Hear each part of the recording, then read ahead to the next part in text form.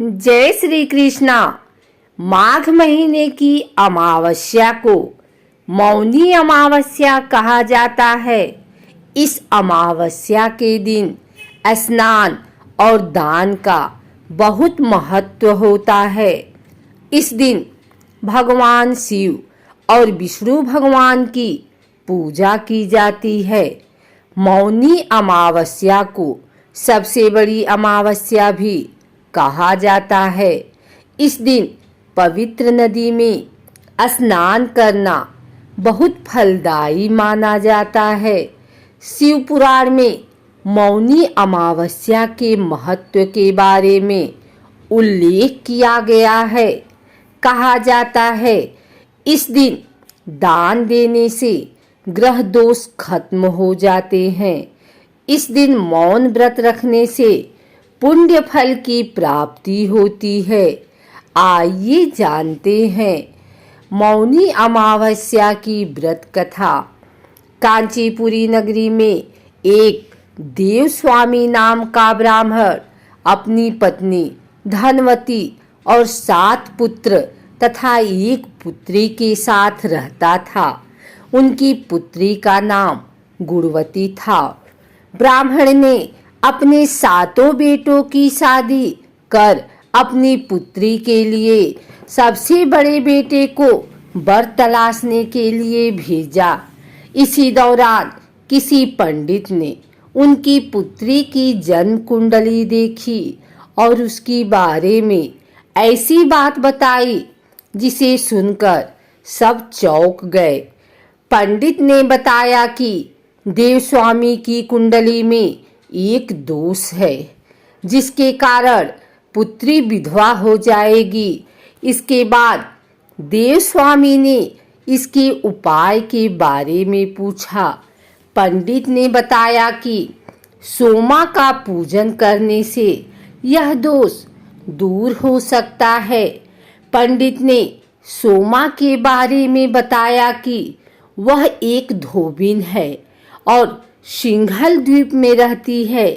उसे जैसे तैसे प्रसन्न करके यहाँ लेकर आओ। इसके बाद देवस्वामी का सबसे छोटा पुत्र अपनी बहन को साथ लेकर सिंघल द्वीप जाने के लिए सागर तट पर गया।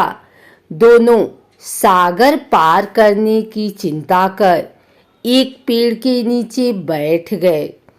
जिस पेड़ के नीचे वह बैठे थे उस पेड़ पर एक गिद्ध का घोंसला था और उसमें गिद्ध का परिवार रहता था।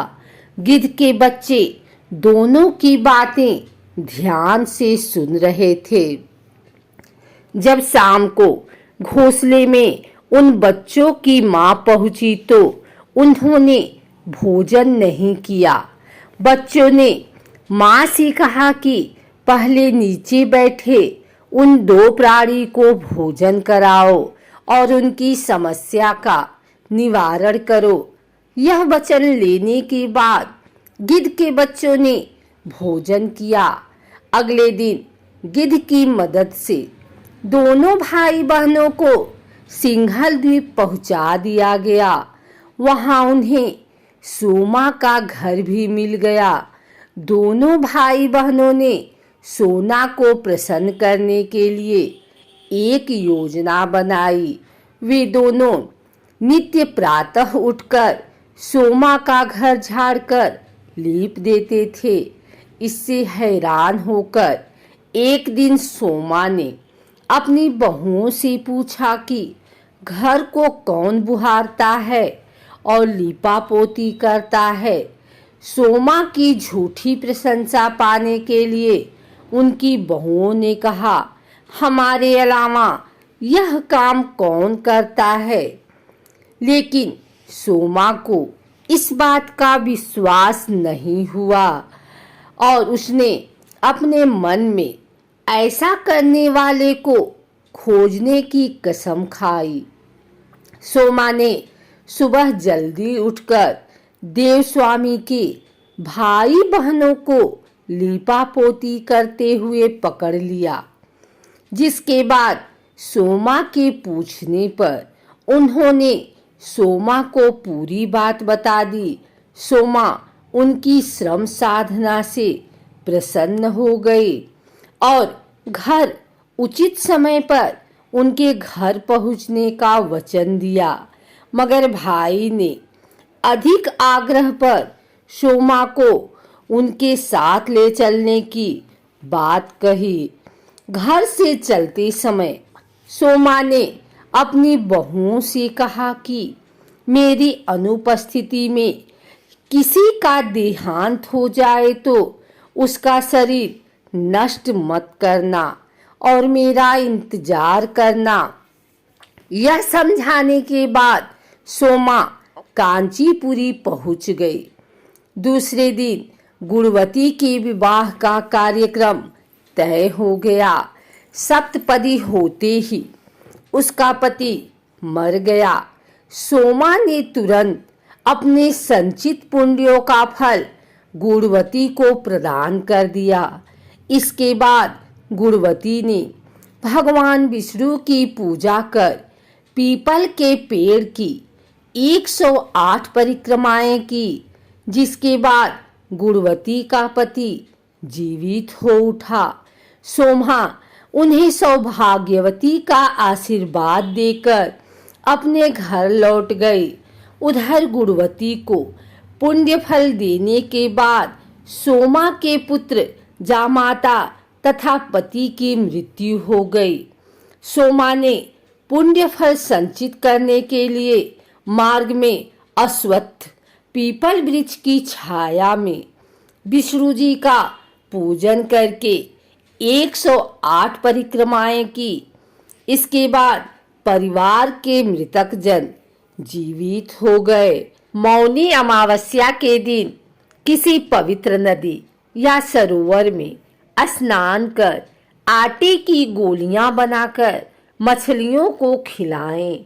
मान्यता है कि ऐसा करने से मनुष्य की सभी परेशानियों से मुक्ति मिलती है और बड़ी से बड़ी मुसीबतों का अंत हो जाता है।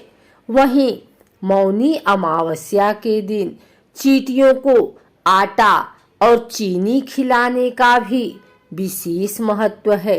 मान्यता है कि ऐसा करने से सभी मनोकामनाएं पूर्ण होती हैं। इस दिन पितरों की तृप्ति के लिए तर्पण आदि करने का भी विशेष महत्व है।